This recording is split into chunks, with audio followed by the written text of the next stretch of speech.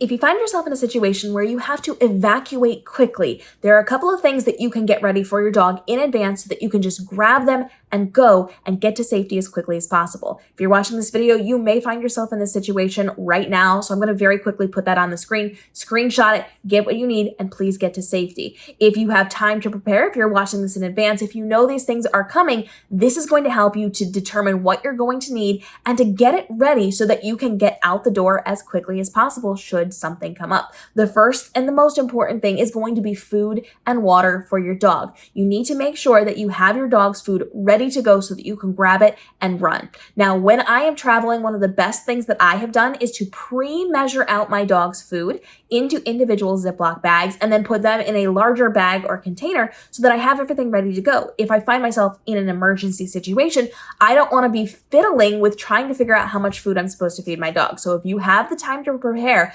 grab that food, measure out however long you think you're going to be gone. I would say if you are evacuating somewhere, get as much as possible ready to go. If you have the ability to just take their entire bag of food with you, by all means do that.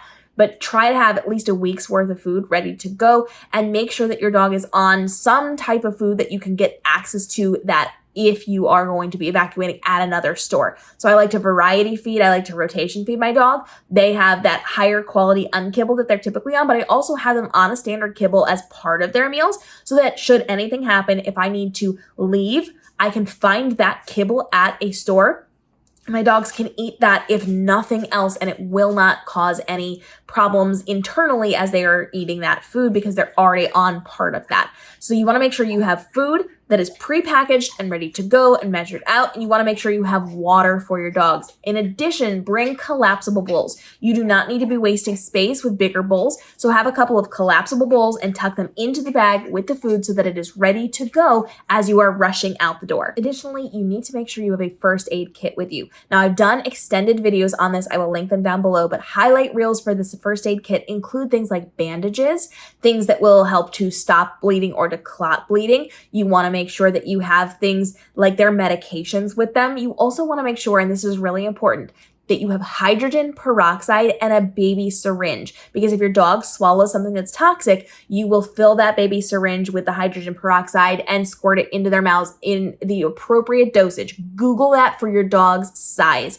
And you want to make sure you are helping them to regurgitate the things that could potentially be harmful to them. Hydrogen peroxide is going to be able to do that. You want to make sure that you are going to have anything that could potentially be a hazard for your dog in that first aid kit. So start thinking through what emergency situations could you get into, what might they need, and then check out that full video on the emergency kit down below. I also recommend, in addition to that, you are taking grooming tools with you, having travel-sized grooming tools in case they get into a situation where you have to cut off their fur, you have to trim a broken nail. Have grooming tools, their nail clippers, an electric rechargeable little paw razor, which I talk about all the time. I'll link videos for you.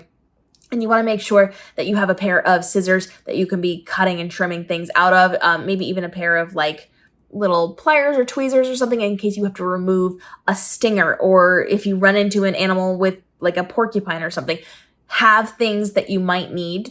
Think in advance and think even of the ridiculous things that you might need because it's going to matter, or it could potentially matter. And if you don't have it, that could be a problem. You also want to make sure that you have your vet records with you. You are going to need this for a number of reasons. If your dog gets injured, if you have to go to a vet that is not your own, if you have to know what medications they are on or what medications they are allergic to, you need to have those there. You also need to have their records of their vaccines. If you are going to be in a public place, if you're going to be in a shelter, if you are going to be going again to a new location, you need to have proof of those vaccinations. So your vet records should be on your phone. They should be on your phone. They should be on your computer.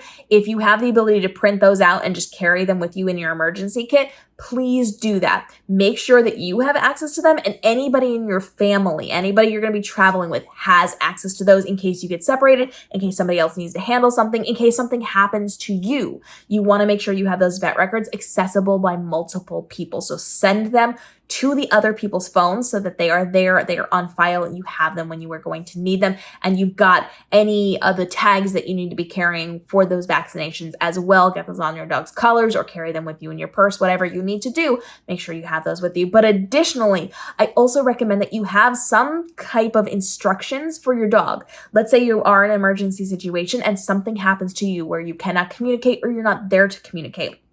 If somebody who is not your person that is helping you to raise these dogs is now suddenly in charge of your dogs, give them instructions. This is very much, think of it like a babysitter. If you hire a babysitter to watch your kids or if you hire a babysitter to watch your dogs, you have a list of instructions on what they need to do, how they need to care for your dog, things they need to be mindful of, important numbers, the vet information. Have that there. And if you can print that out, that's going to be even better. I recommend having printed versions and digital versions on your phone, on your computer, on your technology, so that you can send them, share them, or give access to people to that information whenever possible. Because if you're incapacitated or you're not there to have that conversation, people will need to know things.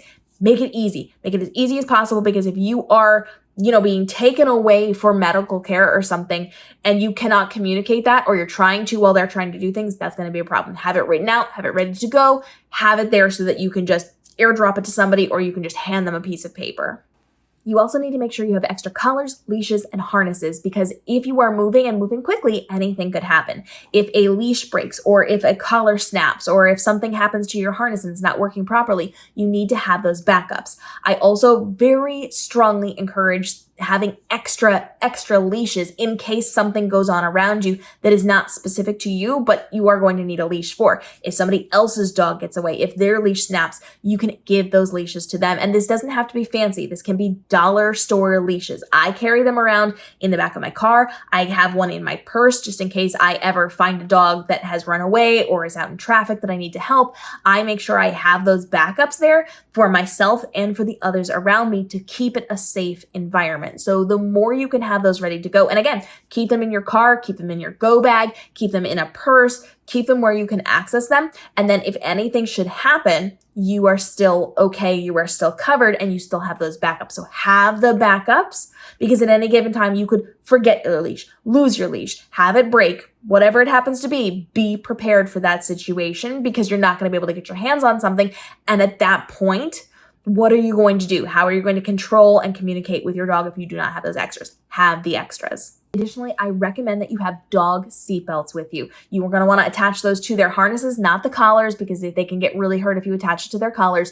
Even if you're somebody who likes to use a crate, or even if you're somebody who doesn't travel, if you need to get out of a situation, you need to get your dog strapped in so they are not distracting, they are not in the way, they are not getting hurt, and hopefully, if there is some type of accident, they're not going to be able to run away from the car. Seatbelts are great. They're not the best solution for traveling with your dog. An impact-tested crate is, but you do what you have to in these situations. So I recommend having extra seatbelts, keeping them in your car, keeping them in the back seat of your car, like in the pocket, having some extra, again, in case anything happens, in case your dog sits there and chews it or whatever. If they're not used to being in a car, they might do that.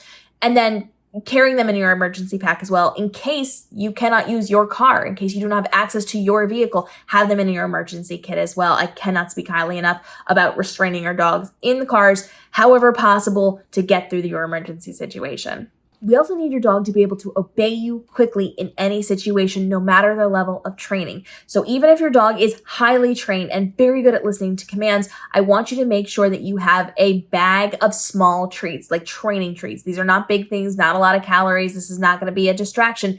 This is just an aid to make sure that they know in this emergency situation where you are not going to be behaving the way that you typically behave. You might be much more stressed. You might be speaking very differently, very harshly, very high-pitched, very whatever. It's going to be a concerning situation, and that might throw your dog off. So even the best behaved dog, if you got a little piece of food there, if your dog can be food motivated, that's going to be very helpful. And it's also going to be good for keeping them calm, giving them little treats for behaving as you are doing things, and making sure that they're getting something as you're going if you cannot stop to feed them right away. So having those little training treats is going to be a big help and a big value to you to have, just for whenever you are going to need them, be it getting their attention or be it just keeping them calm and giving them some type of snack.